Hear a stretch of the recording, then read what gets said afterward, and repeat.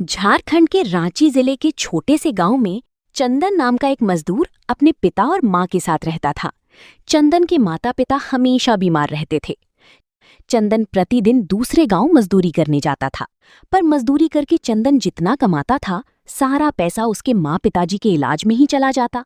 चंदन रांची शहर में जाकर काम करने की सोचता कि वहां अच्छे पैसे मिलेंगे, लेकिन बीमार माँ बाप को देखकर उसका इरादा मन में ही रह जाता। एक दिन चंदन दूसरे गांव काम करने जा रहा था।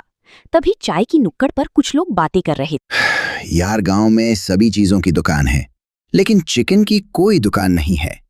जब भी मुझे चिकन खाने का मन होता, मैं रविवार को गांव से दूर दूसरे गांव से चिकन लाना पड़ता है। चंदन मन ही मन में चिकन दुकान खोलने की सोच लेता है। शाम को चंदन काम करके घर लौटता है।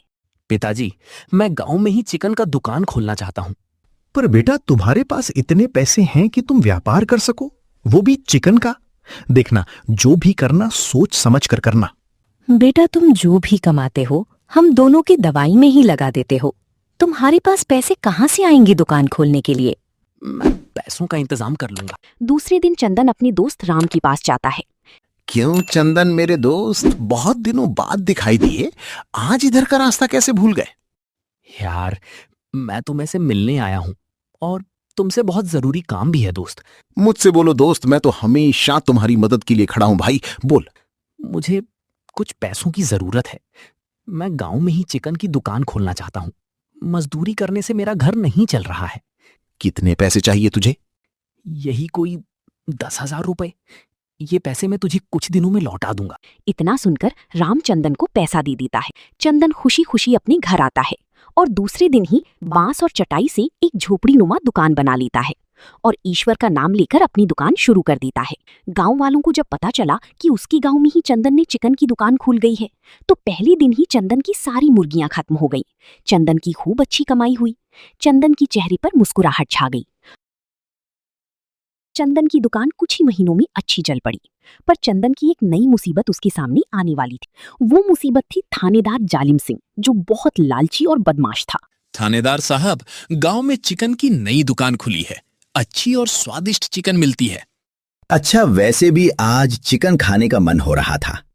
तुम जाओ और दुकानदार से कह देना, थानेदार साहब ने 2 किलोग्राम चिकन मांगा है। अरे ओ चंदन, कब दुकान खोली है? बस कुछ ही दिन हुए हैं हवलदार साहब। चिकन क्या भाव दे रहे हो? साहब, 120 रुपए। चंदन, थानेदार साहब ने 2 केजी चिकन मांगे हैं। ठीक है हवलदार साहब, मैं अभी देता हूँ पैसे।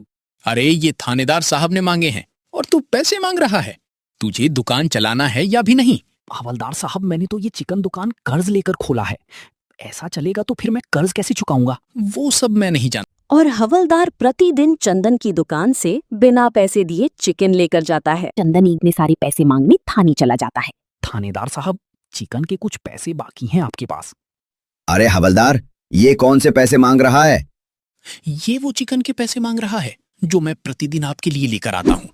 तुम्हारी इतनी हिम्मत कि तुम थाने में पैसे मांगने आ गए, वो भी थानेदार जालिम सिंह से। हवलदार, पकड़ो इसे और इस पर चोरी का झूठा इल्जाम लगाकर डाल दो इसे हवालात में। शाम होती है तो चंदन अपने घर नहीं पहुंचता है। उसके बूढ़े माँ बाप की चिंता होने लगती है और चंदन की खोज में शुरू कर देते हैं। दूसरे दुकानदारों से पता चलता है चंदन को पुलिस ने थाने में बंद कर दिया है। चंदन के माता पिता सरपंच के पास जाते हैं और सारी बात बताते हैं। सरपंच तुरंत थाने पहुंचते हैं और थानेदार जालिम सिंह को खूब खरी खोटी सुनाते हैं। हमारे गांव के लोगों पर अत्याचार करोगे, ये बर्दाश्त नहीं करेंगे और आपकी इस बात की शिकायत हम एसपी साहब से करेंगे। इतना सुनते ही थानेदार जालिम सिंह तुरंत चंदन को छोड़ देता है और माफी मांगता है और चंदन के सारे पैसे भी चुका देता है और सभी गांव वालों से माफी मांगता है कि भविष्य में इस तरह की गलती नहीं होगी। और चंदन फिर से अपनी दुकान में चिकन बेचने का काम शुरू कर देता है। कुछ महीनों में वो अपने दोस्त राम से लिया हुआ उधार पैसा भी वापस कर देता है। अपनी माँ पिताजी का इलाज शहर के बड़े अस्पताल में करवाता है।